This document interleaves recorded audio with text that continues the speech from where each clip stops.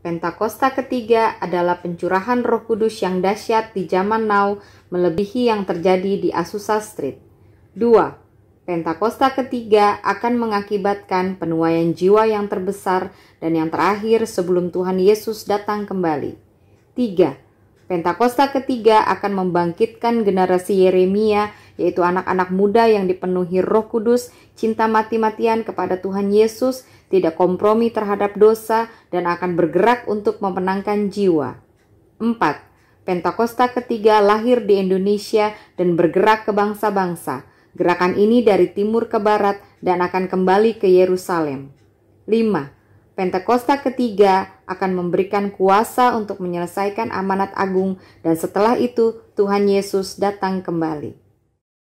Shalom saudara sekalian, dimanapun saudara berada, saya berdoa perlindungan dan hadiratnya memenuhi saudara selalu.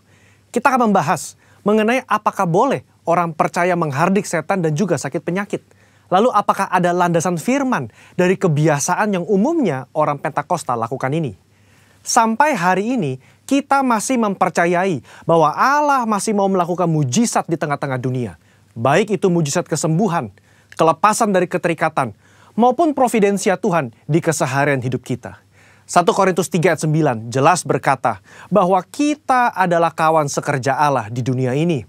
Dan Yesus mengutus umatnya untuk memberitakan Injil sembari mengusir setan demi namanya dan mendoakan mereka yang sakit. Di tengah dunia yang dipenuhi oleh sakit penyakit dan banyak kelemahan ini, apa yang dapat umat Tuhan lakukan secara rohani bagi keselamatan negeri kita? Kita berdoa dan menghardik sakit penyakit ini agar Allah berpekara dan mengadakan mujizatnya.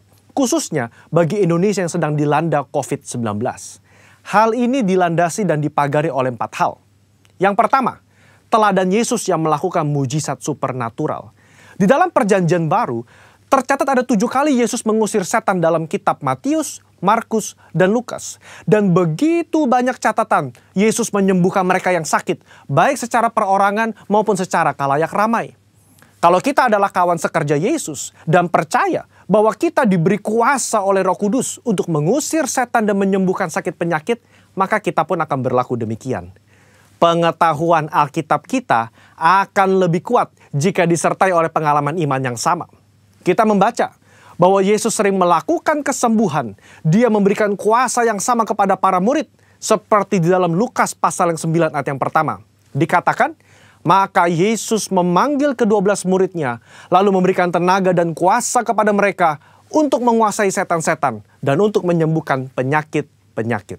Nah, secara global, umat Pentakosta meyakini bahwa orang percaya di zaman now juga diberikan kuasa untuk menghardik dan menyembuhkan.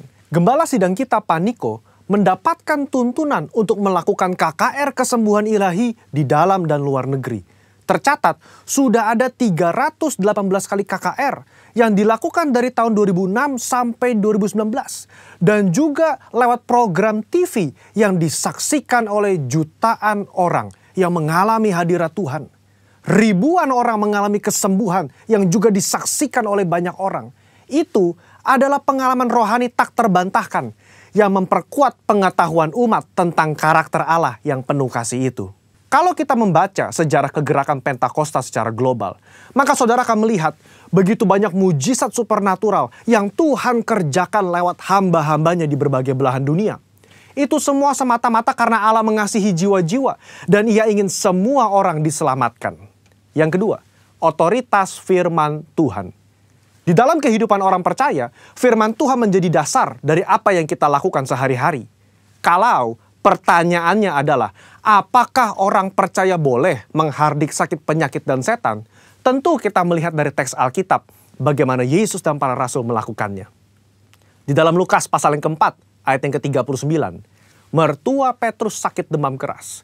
Petrus meminta Yesus untuk datang. Yesus menyembuhkan mertua Petrus dengan cara apa? Yesus menghardik demam itu dan penyakit itu pun meninggalkan dia. Ini yang menjadi dasar bagi orang percaya. Secara spiritual, kita berdoa dan menghardik sakit penyakit seperti yang Yesus lakukan. Di dalam Yohanes pasal ke-14 ayat yang ke-12 juga dikatakan bahwa orang percaya akan melakukan pekerjaan-pekerjaan yang Yesus lakukan. Bahkan pekerjaan yang lebih besar lagi. Pekerjaan ini mencakup mujizat-mujizat yang Yesus lakukan, karakter kerendahan hati yang Dia tunjukkan, dan kasih yang diberikan kepada orang-orang yang membutuhkan. Inilah yang menjadi dasar bagi orang percaya untuk melangkah dengan iman di atas dasar janji firman Tuhan. Poin yang ketiga, ketaatan kepada pemerintah. Ketika gereja mengajak umatnya untuk berdoa syafaat bagi negeri ini, bukan berarti kita tidak mentaati pemerintah dalam melakukan physical distancing atau memakai masker. Roma 13 jelas mengajarkan bahwa orang percaya diminta untuk taat dan patuh kepada pemerintah sebagai hamba Allah di dunia untuk kebaikan kita. Dalam konteks pandemi COVID-19, maka ketika kita berdoa, menghardik pandemi ini agar cepat selesai, pada saat yang bersamaan, kita juga mentaati peraturan pemerintah dalam mematuhi protokol kesehatan. Poin yang keempat, menantikan waktunya Tuhan. Ketika kita berdoa syafaat dan melakukan tindakan iman seperti menghardik hal semacam ini, tidak terlepas dari kedaulatan Tuhan. Iman yang rasional membuat kita terus-menerus berdoa dan berharap hanya kepada Tuhan, sembari mengetahui bahwa jalan manusia bukan jalannya Tuhan. Rancangan manusia bukan rancangannya Tuhan. Contoh, ketika Daud berdoa dan berpuasa demi anaknya yang sakit, sebagai penghakiman Tuhan atas hubungannya yang salah dengan Batsheba, dia melakukannya dengan tidak jemu-jemu.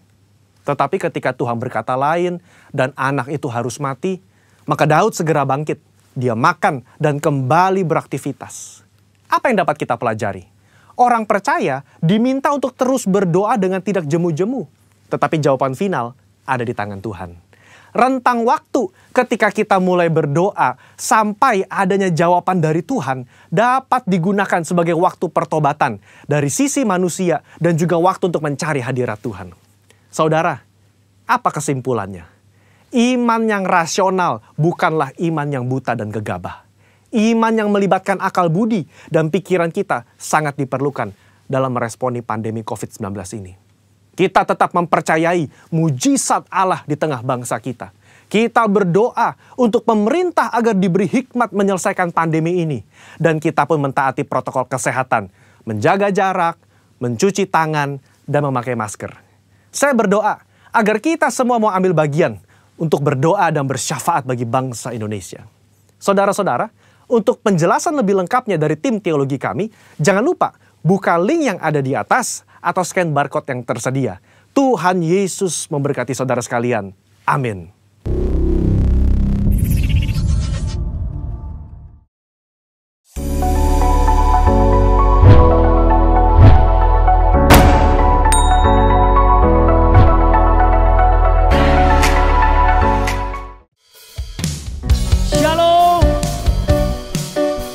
Shalom Bapak Ibu Saudara terkasih, hari ini kita bersuka cita kepada Tuhan, kita angkat pujian kita.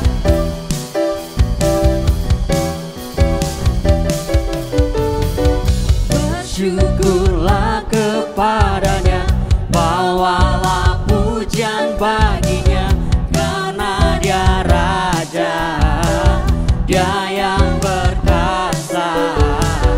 Tuhanlah kekuatanku, Mazmur dan keselamatanku, Dia penolongku, yang beri hidupku.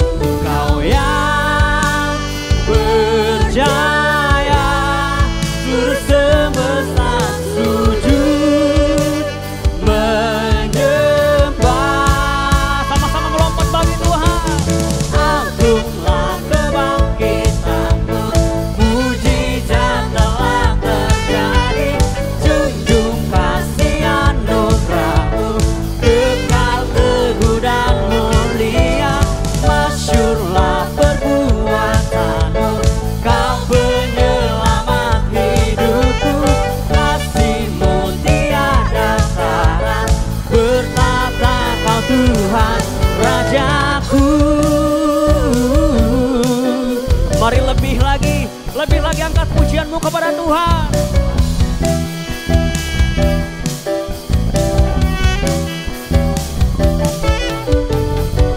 Bersyukurlah kepadanya, bawalah pujian bagi Dia, karena Dia Raja, Dia yang berkuasa. Tuhanlah kekuatanku,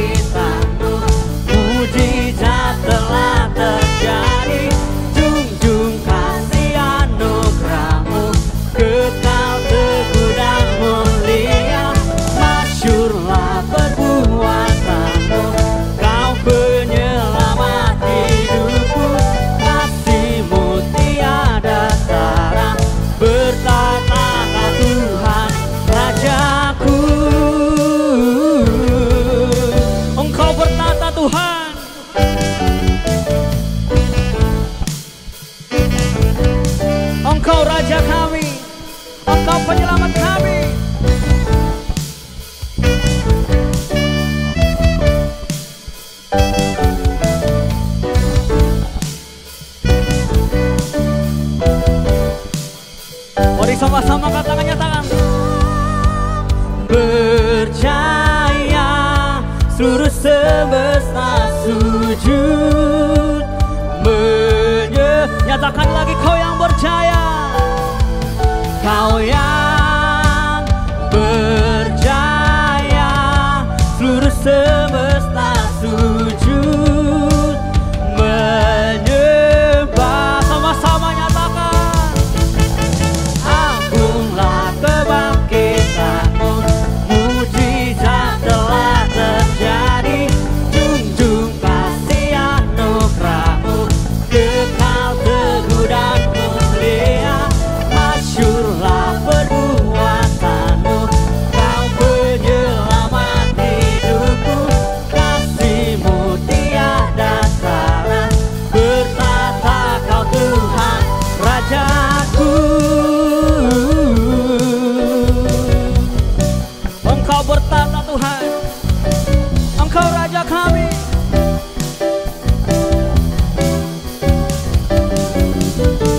Berikan sorak-sorak bagi Tuhan Yesus, sorakan haleluya.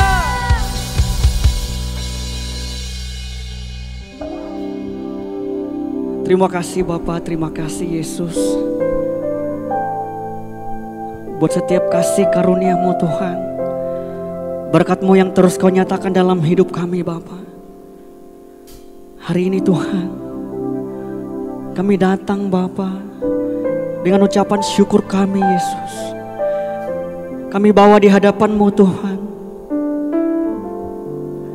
Kami mau bersyukur Bapa. Kami mau bersyukur Tuhan untuk cinta-Mu Bapa, untuk kasih-Mu Yesus.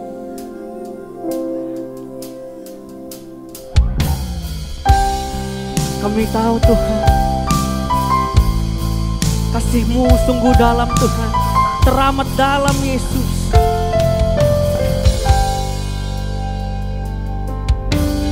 Belum pernah ada kasih di dunia sanggup menerima diriku apa adanya selain kasih-Mu Yesus.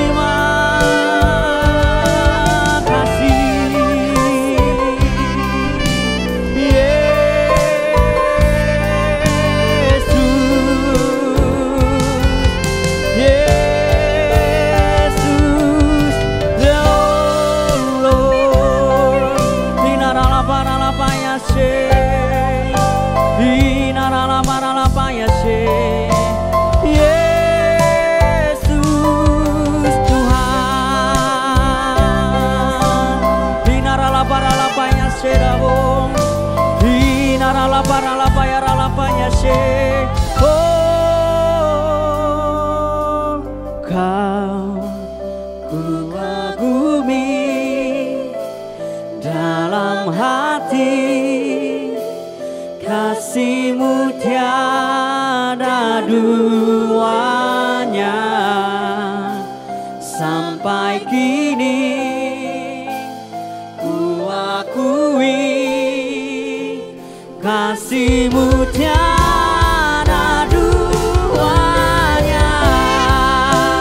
Ku kagumi dalam hati kasih-Mu tiada duanya sampai kini ku akui kasih-Mu tiada dua. Ku kagumi dalam hati kasih-Mu tiada duanya sampai kini ku akui kasih-Mu tiada dua. Kau ku kagumi dalam hati kasih-Mu tiada dua. Bahkan sampai saat ini Tuhan, sampai kini ya kasih-Mu tiada. Mari lebih lagi nyatakan kau ku kagumi. Ku kagumi dalam hati kasih-Mu tiada duanya sampai kini ku akui kasih-Mu tiada dua.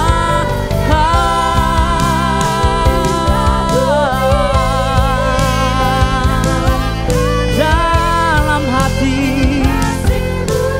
Yesus, oh, sampai kini kasih-Mu tiada duanya, kasih-Mu tiada duanya, kasih-Mu tiada duanya. Ku yakin Kau hadir di sini, ku rasakan kuasa yang tak terbatas. Ku yakin Kau nyata di sini, kemenangan terjadi di sini. Ku yakin Kau hadir di sini, ku rasakan kuasa yang tak terbatas. Ku yakin Kau nyata di sini, kemenangan terjadi di sini. Ku yakin Kau hadir di sini, ku rasakan kuasa yang tak terbatas. Ku yakin Kau nyata di sini, kemenangan terjadi di sini, pemulihan terjadi di sini, kelepasan terjadi di sini.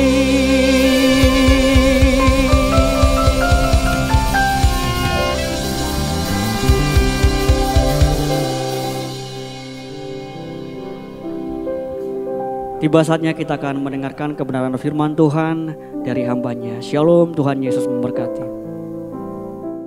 Shalom Bapak Ibu sekalian, kita berjumpa kembali di dalam ibadah online di bulan November di tahun 2020 ini. Dan saya mengharapkan Bapak Ibu sekalian di dalam kondisi yang baik, sehat, semangat di dalam Yesus Kristus Tuhan. Demikian juga untuk anak-anak muda, juga anak-anak sekolah minggu, semuanya juga sehat. Nah, mari Bapak sekalian, sebelum kita mendengar kebenaran firman Tuhan, mari saya ajak untuk kita berdoa bersama-sama.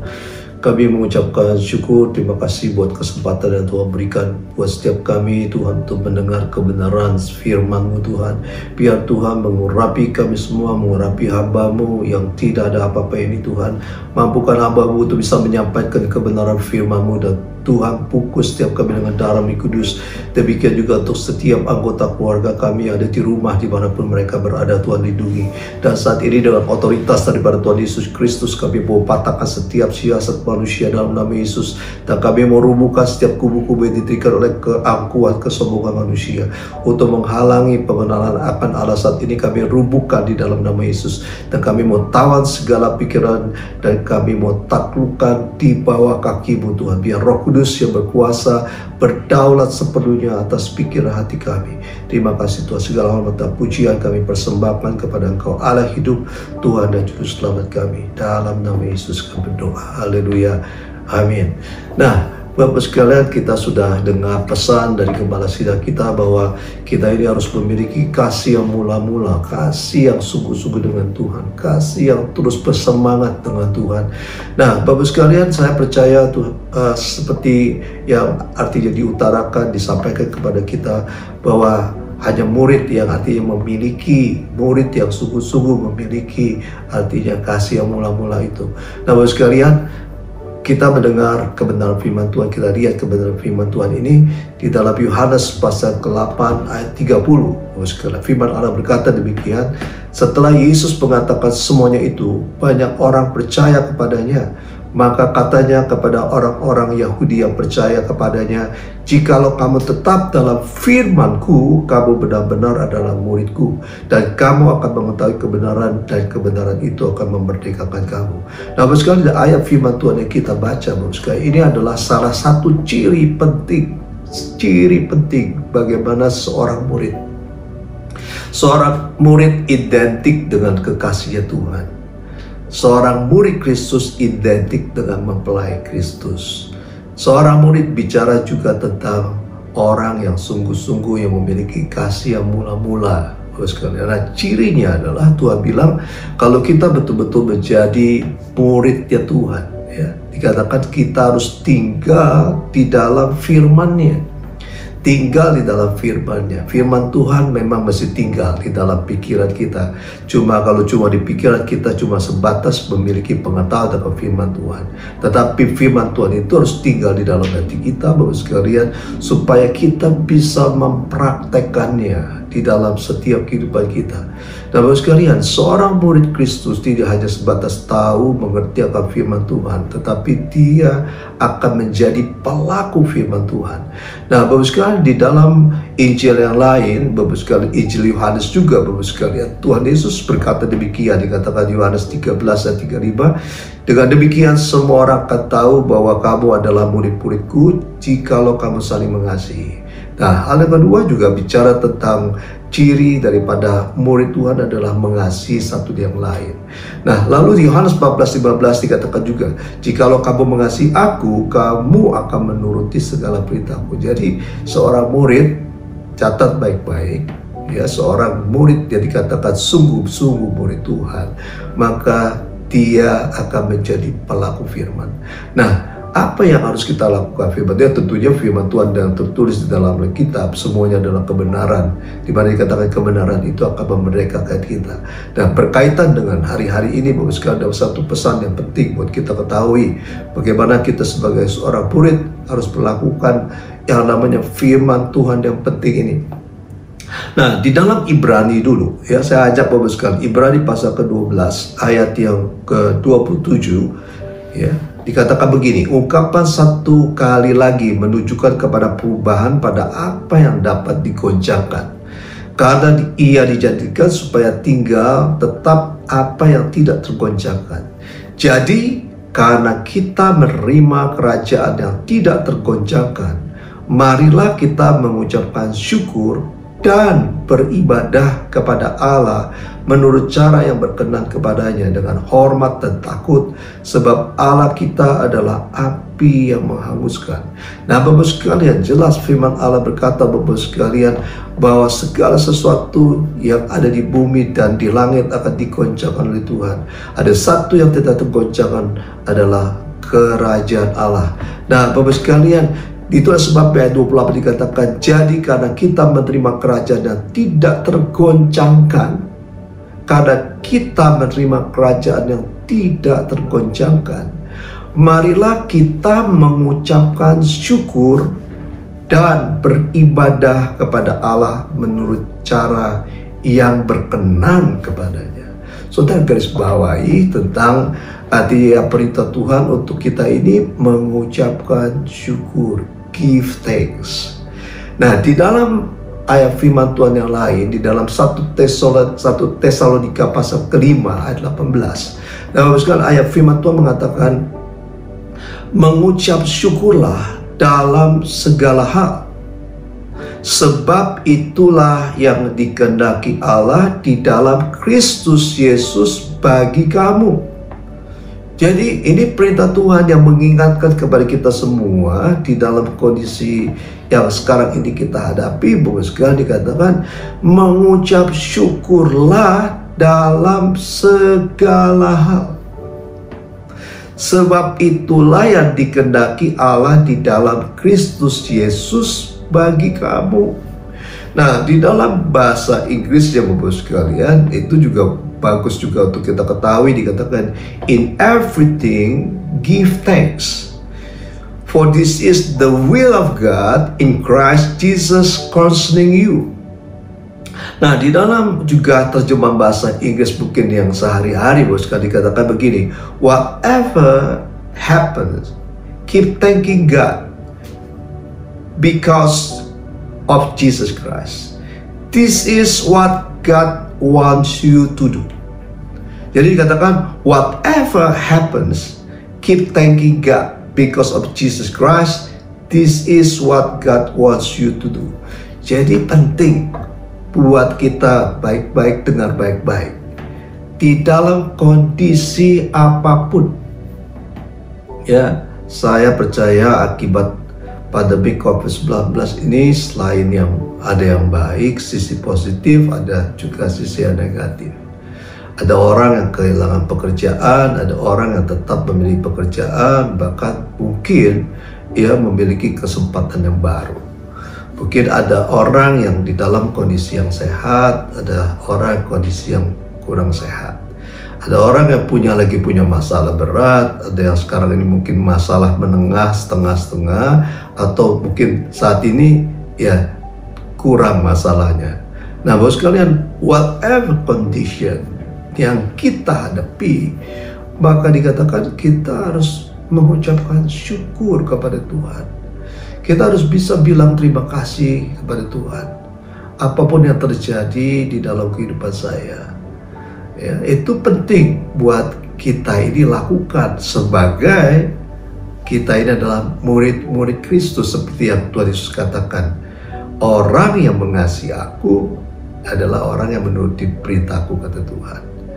Ya, jadi dikatakan juga kalau kita tinggal di dalam firman-Nya, maka kita ini adalah sungguh-sungguh murid Kristus. Nah, sekarang saya mau ajak sekalian, kenapa yang namanya pengucapan syukur ini penting untuk kita lakukan? Tidak hanya ini merupakan satu perintah Tuhan, tetapi ada sesuatu yang Tuhan justru mau kerjakan waktu kita mempraktekkan apa yang diperintahkan Tuhan, untuk kita ini bisa mengucapkan syukur di dalam segala sesuatu. Nah, yang pertama Bapak sekalian, kalau kita mengucapkan syukur kepada Tuhan, tentunya Bapak sekalian, nah, apa yang terjadi di dalam Roma pasal 8:28 ini, kita akan diberi pengertian yang sangat luar biasa untuk bisa mendapatkan sesuatu yang di depan ini, sesuatu yang baik. Di dalam Roma pasal 8:28 ayat firman Tuhan ini banyak yang tahu, ya, sesuatu ayat firman Tuhan, salah satu ayat firman Tuhan yang sangat terkenal. Nah, bahkan dikatakan kita tahu sekarang bahwa Allah turut bekerja dalam segala sesuatu untuk mendatangkan kebaikan bagi mereka yang mengasihi Dia, yaitu mereka yang terpanggil sesuai dengan rencana Allah. Jadi kembali saya mau ingatkan kepada Bapak sekalian, apapun yang terjadi di dalam kehidupan saudara saya, itu Allah bekerja di dalamnya. Ya, Allah bekerja di dalamnya. Allah turut serta artinya di dalamnya. Untuk apa? Nah, ini yang mesti kita ketahui, pahami baik-baik. Dikatakan untuk mendatangkan kebaikan.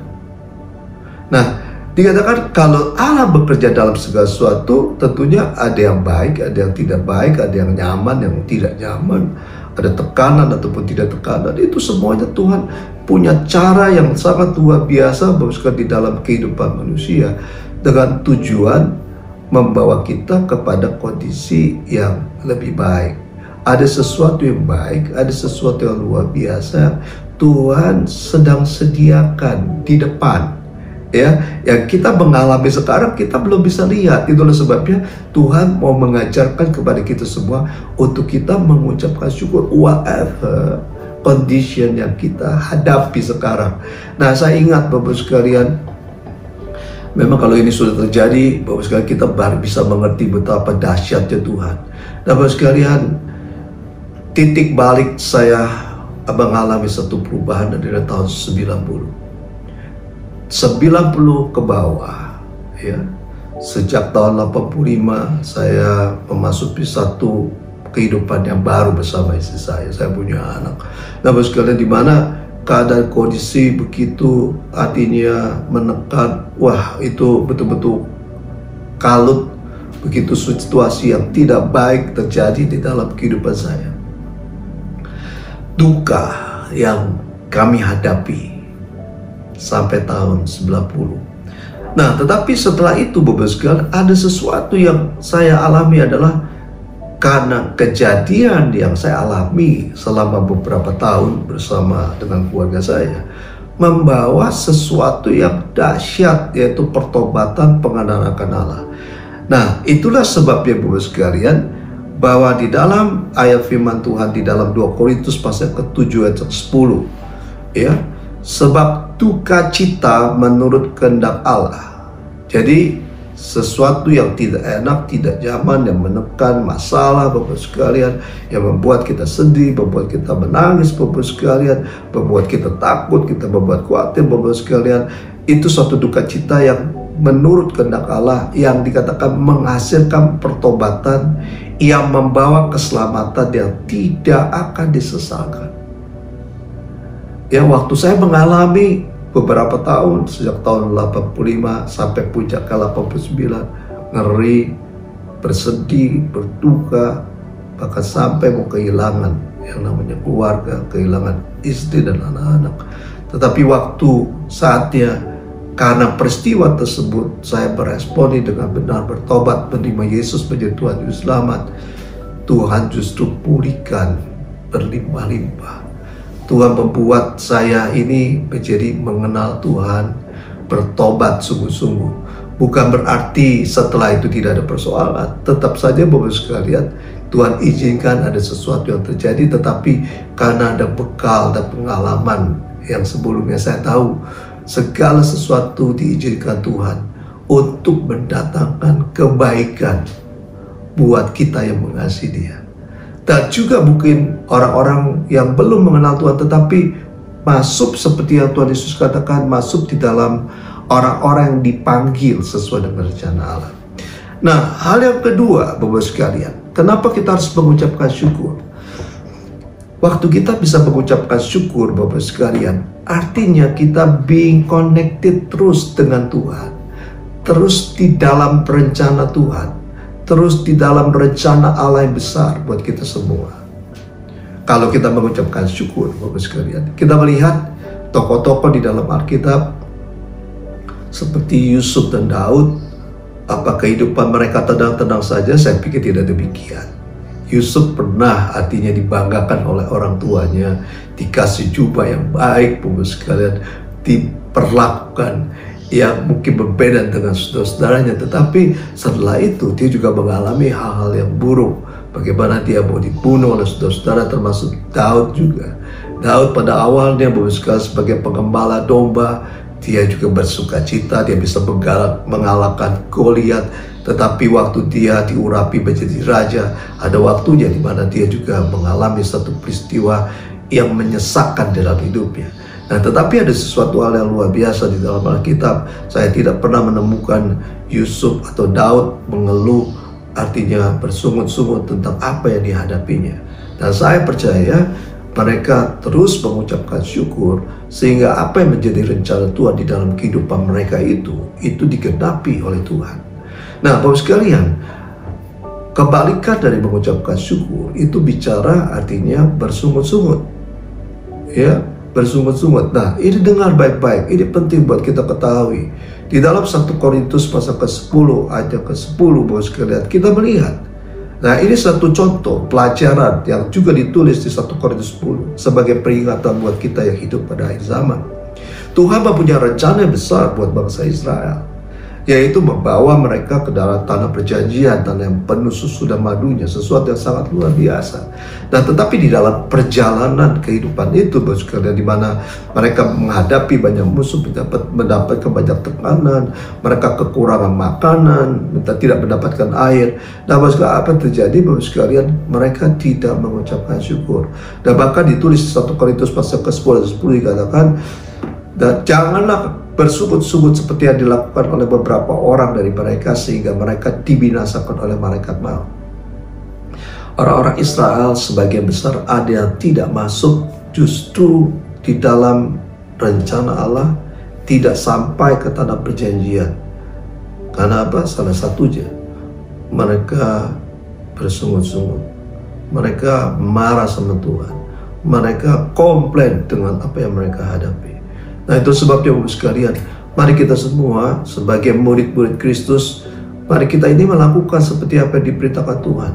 Mari kita mengucapkan syukur di dalam segala sesuatu. Itulah yang diingini Allah di dalam Yesus Kristus bagi kita semua. Dan hal yang selanjutnya, Bapak sekalian, kenapa kita harus mengucapkan syukur? Bapak sekalian, saya percaya tidak ada sesuatu yang baru yang akan terjadi di dalam kehidupan kita. Tidak ada sesuatu yang spektakuler, yang baik yang terjadi dalam kehidupan kita kalau kita tidak bisa mengucapkan syukur. Bahkan kita tidak akan bisa melihat mujizat yang sebetulnya Tuhan sedang siapkan. Ya, dikatakan kan untuk mendatangkan kebaikan. Mendatangkan kebaikan bisa bicara mujizat. Tetapi kita tidak bisa melihat mujizat Bapak sekalian. Karena apa? Karena kita tidak mempraktekkan untuk kita bisa mengucapkan syukur kepada Tuhan. Nah, Bapak sekalian, kita belajar dari apa yang terjadi, Bapak sekalian, waktu Tuhan Yesus memberi makan ribuan orang 2 kali. Ini mujizat yang dahsyat, yang luar biasa, ditulis di seluruh Injil, keempat Injil. Tuhan memberi makan yang pertama 5.000 orang laki-laki, tidak termasuk wanita dan anak-anak. Kemudian 4.000 ya, orang laki-laki, tidak termasuk artinya anak dan wanita, Bapak sekalian.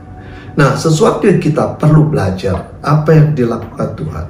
Nah, waktu itu murid-murid hanya mempersembahkan kepada Tuhan yang ditulis dalam Alkitab adalah 5 ketur roti dan 2 ekor ikan.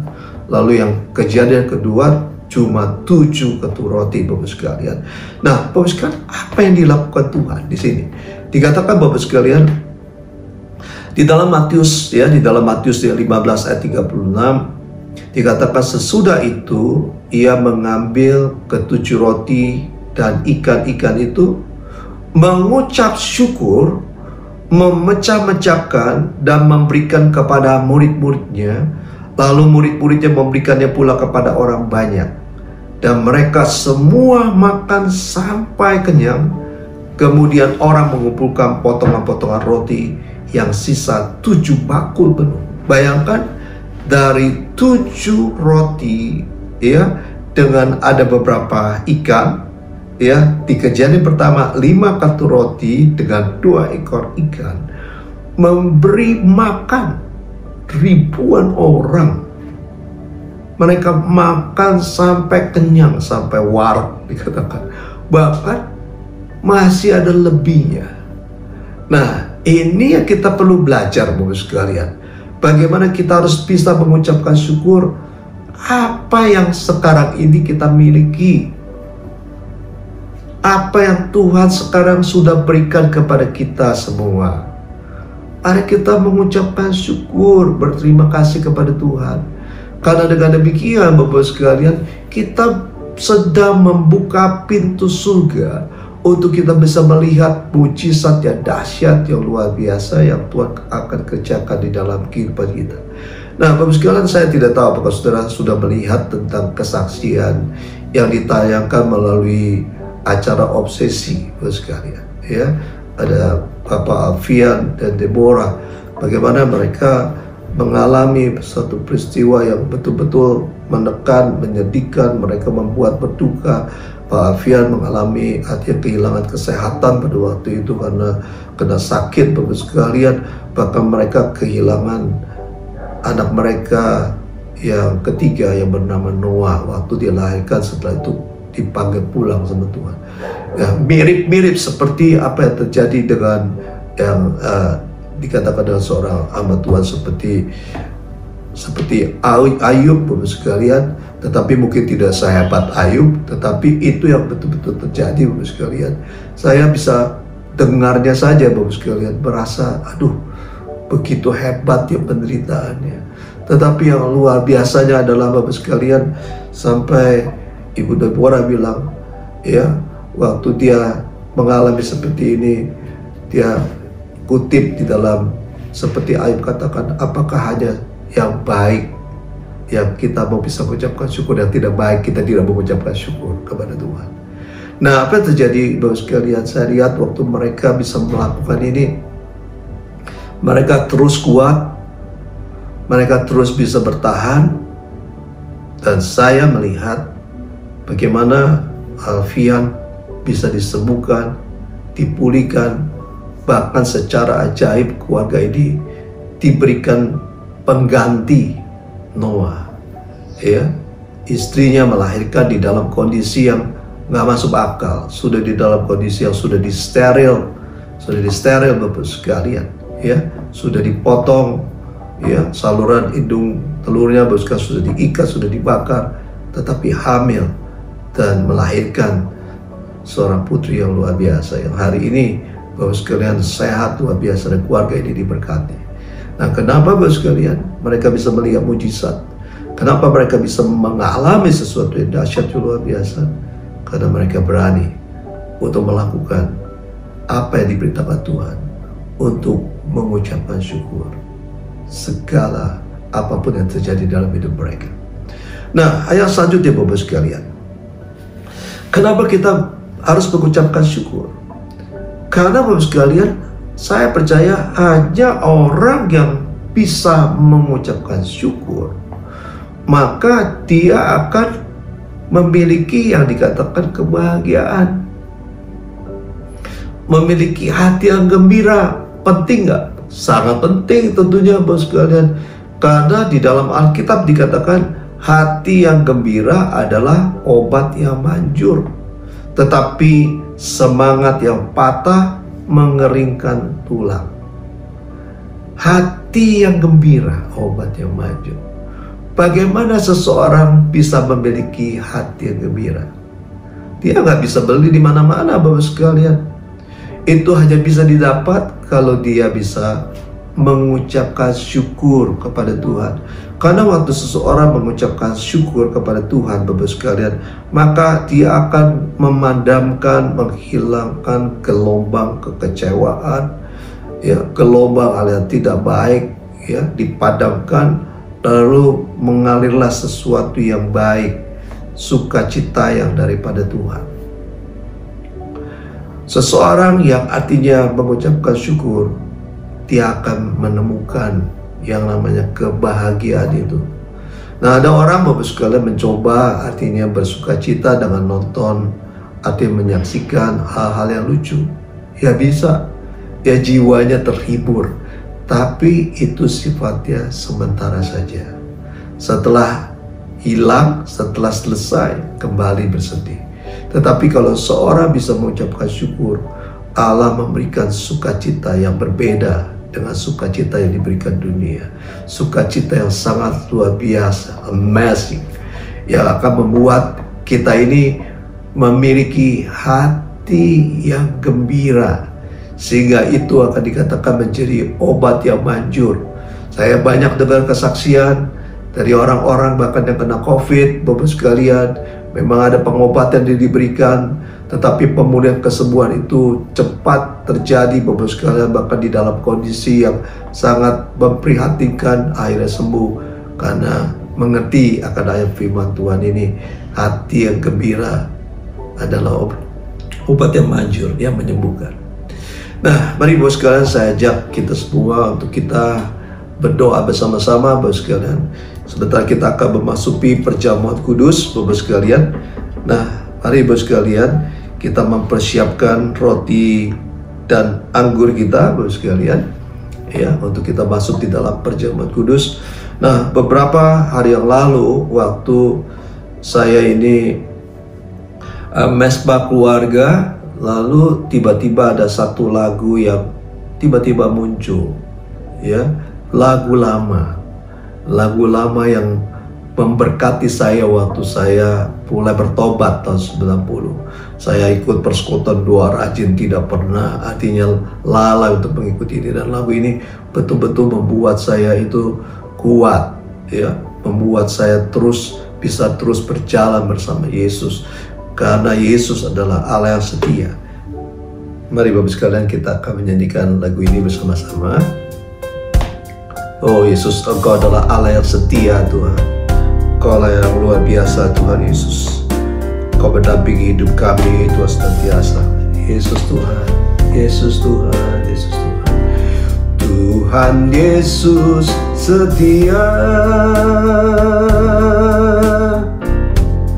Dia sahabat kita. Dalam segala susahku selalu menghiburku. Dia mengerti bahasa tetesan air mata. Walau badai mengamuk dan gelombang menyerang, Tuhan Yesus setia.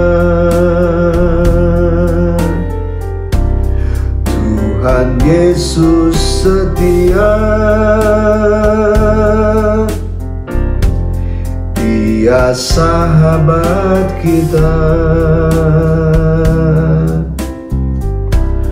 Dalam segala susahku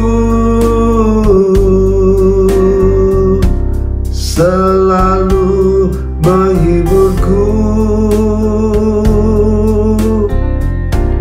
Dia mengerti bahasa tetesan air mata. Walau badai mengamuk dan gelombang menyerang, Tuhan Yesus setia.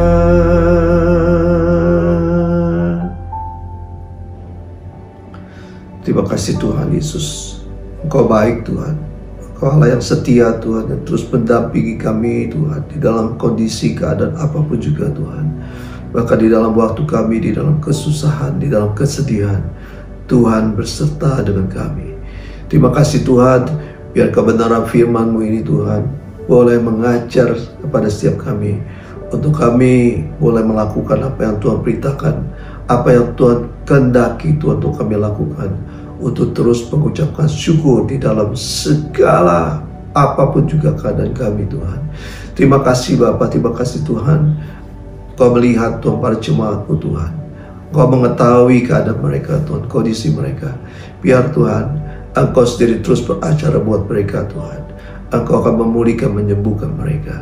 Terima kasih Tuhan Yesus, terima kasih Tuhan. Terima kasih Tuhan. Kami akan masuki perjamuan kudus ini Tuhan. Biar Tuhan terus menuntun kami Tuhan, supaya kami Tuhan Yesus boleh mengalami sesuatu yang dahsyat, yang luar biasa melalui perjamuan kudus ini. Nah mari Bapak sekalian, kita mempersiapkan diri kita sebelum kita masuk ke dalam perjamuan kudus ini. Mari kita melihat keadaan kita masing-masing. Kalau ada dosa, ada kesalahan yang kita lakukan, mari kita hampiri Tuhan. Kita akui dosa kita. Kita minta ampun sama Tuhan. Dan kita berjanji untuk merubah hidup kita dari kehidupan yang berdosa menjadi kehidupan yang kudus, kehidupan yang berkenan di hadapan Tuhan. Mari Bapak sekalian, saya ajak Bapak sekalian untuk datang ke hadirat Tuhan. Irabashika tataralama shindarabashika tataralama shika taralama shindarabashika taralama Irabashika tataralama shindarabashika tataralama shika tataralama shika taralama Irabashika tataralama shindarabashika tataralama shindarabashika. Engkau melihat setiap kami Tuhan Yesus. Tuhan, kami mengucapkan syukur, berterima kasih kami kalau kami memiliki Allah yang luar biasa, Allah yang dahsyat, Allah yang ajaib Tuhan Yesus, yang sudah memilih memanggil kami Tuhan untuk menjadi murid-murid-Mu Tuhan. Biar Tuhan saat ini Tuhan Yesus kami datang hadirat-Mu, kami mohon ampun kalau ada kesalahan dan dosa yang kami masih lakukan Tuhan, ada kebiasaan buruk yang masih kami lakukan Tuhan. Biar Tuhan ampuni kami Tuhan, kuduskan kami kembali Tuhan, supaya kami layak untuk masuk di dalam perjamuan kudus ini Tuhan. Terima kasih Bapak, terima kasih Tuhan. Sebab apa yang telah kuteruskan kepadamu telah kuterima dari Tuhan, yaitu bahwa Tuhan Yesus pada malam waktu Ia diserahkan mengambil roti. Mari jemaat yang dikasihi Tuhan, kita angkat roti di tangan kanan kita tinggi-tinggi, dan sesudah itu Ia mengucapkan syukur atasnya. Ia memecah-mecahkan dan berkata, inilah tubuhku yang diserahkan bagi kamu, perbuatlah ini menjadi peringatan akan aku. Jemaat yang dikasihi Tuhan, bukankah roti yang kita pecah-pecahkan ini adalah persekutuan dengan tubuh Kristus? Amin. Mari kita makan dalam nama Yesus.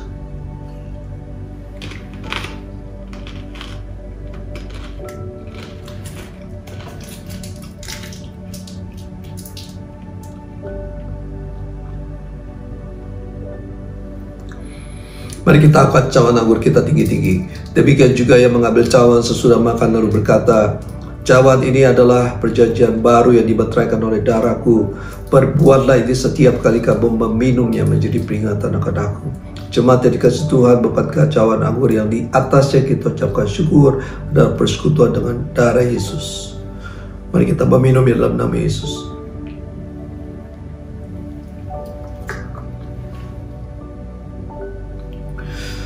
Oh Yesus, terima kasih Tuhan. Mari kita mengucapkan syukur, terima kasih kepada Tuhan. Irabashika tataralama shidaralaba shika tataralaba shindaralaba laba laba laba Hikabashika tataralama shindaralaba shika tataralaba shindaralaba shika tataralaba. Terima kasih Yesusku, terima kasih Yesusku. Puji syukur hanya bagi Tuhanku. Terima kasih Yesusku, terima kasih Yesusku. Puji syukur hanya bagi Tuhanku. Irabashika mashindaralama so Irabashika tataralama shindaralama. Biar Tuhan lawat setiap jemaat-Mu Tuhan, setiap kami yang berada Tuhan Yesus dengan mengikuti ibadah online ini. Biar Tuhan lawat Tuhan, yang sakit saat ini disembuhkan oleh Tuhan, yang lemah dikuatkan kembali oleh Tuhan, dan semua yang hidupnya saat ini tertekan, kecemasan, di dalam kecemasan, ketakutan, biar Tuhan pulihkan di dalam nama Tuhan Yesus Kristus. Biar setiap kami Tuhan boleh melakukan apa yang Tuhan perintahkan, untuk kami memiliki hati yang terus bersyukur, berterima kasih kepada Tuhan, karena kami tahu ada sesuatu yang dahsyat yang Tuhan akan melakukan, Tuhan akan lakukan buat setiap kami Tuhan. Terima kasih Bapa, terima kasih Tuhan Yesus. Biar Tuhan Kau jaga jemaat-Mu, Tuhan Kau lindungi, Engkau memberkati mereka yang bekerja, yang berusaha, Tuhan Yesus. Anak-anak diberkati Tuhan, anak-anak muda diberkati Tuhan, semuanya diberkati. Biar kami terus boleh kuat, kami bisa melalui masa pandemik 19 ini Tuhan, dengan kemenangan demi kemenangan bersama dengan Tuhan Yesus Kristus.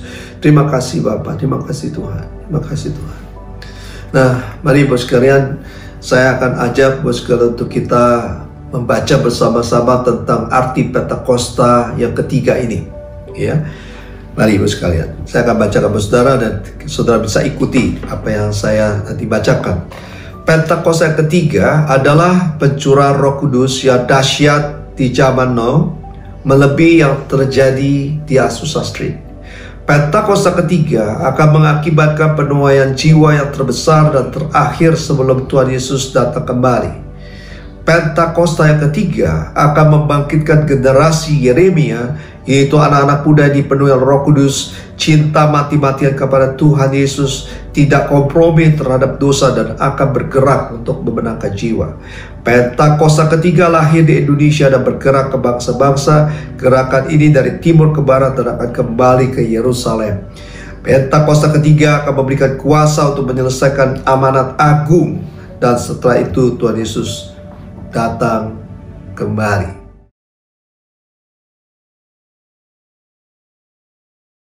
Mazmur 91 ayat 1 sampai 16. Dalam lindungan Allah, orang yang duduk dalam lindungan yang maha tinggi dan bermalam dalam naungan yang maha kuasa akan berkata kepada Tuhan, tempat perlindunganku dan pertahananku, Allahku yang kupercayai. Sungguh Dialah yang akan melepaskan engkau dari jerat penangkap burung, dari penyakit sampar yang busuk.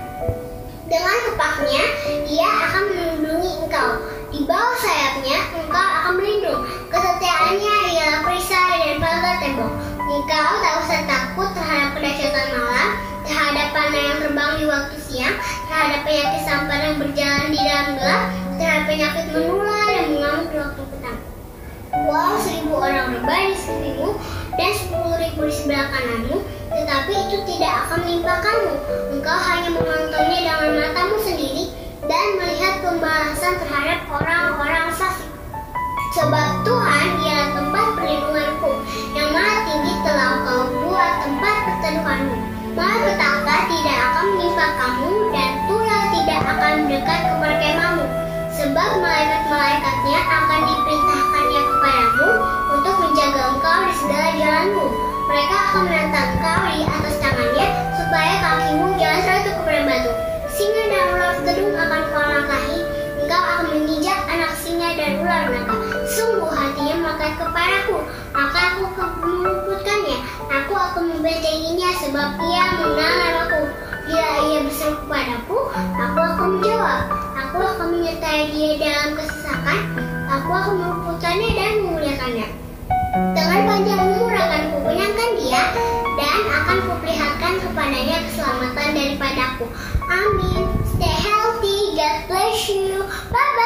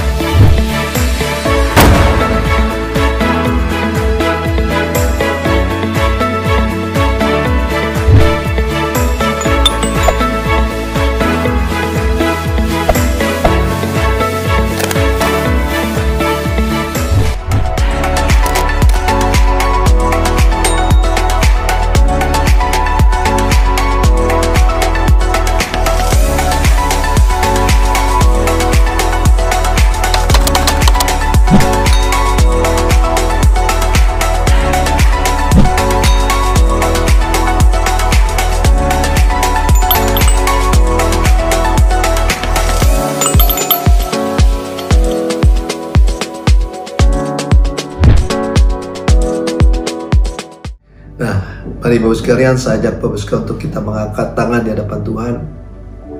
Kekasih Tuhan Yesus Kristus, saat ini terimalah damai, sejahtera, sukacita, kebahagiaan, perlindungan, kesembuhan, pemulihan, bahkan berkat yang berlimpah-limpah daripada Bapa di surga melalui Putra yang tunggal, Yesus Kristus Tuhan, dan melalui persekutuan manis dengan Roh Kudus menyertai saudara sekalian mulai hari ini sampai Tuhan Yesus Kristus datang untuk kedua kalinya, bahkan sampai selama-lamanya.